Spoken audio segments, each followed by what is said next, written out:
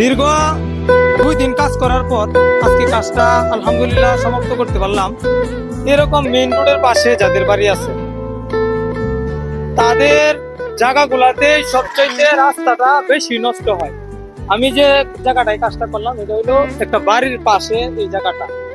আপনি যদি রাস্তা দিয়ে চলেন তখন দেখবেন যে কারো যদি মেইন রোডের পাশে যদি বাড়ি থাকে ওই বাড়ির পাশে রাস্তার অংশটুকু অনেকটা ভাঙে চলে যায়।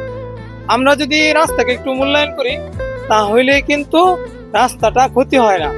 রাস্তা যেহেতু আমাদের চলার পথে জীবনযাত্রার মান উন্নয়ন করে, এই জন্য আমরা সর্বদাই চেষ্টা করব যে রাস্তা যেন নষ্ট না হয়, আমাদের বাড়ির পাশে কমসে কম যেন নষ্ট না হয়।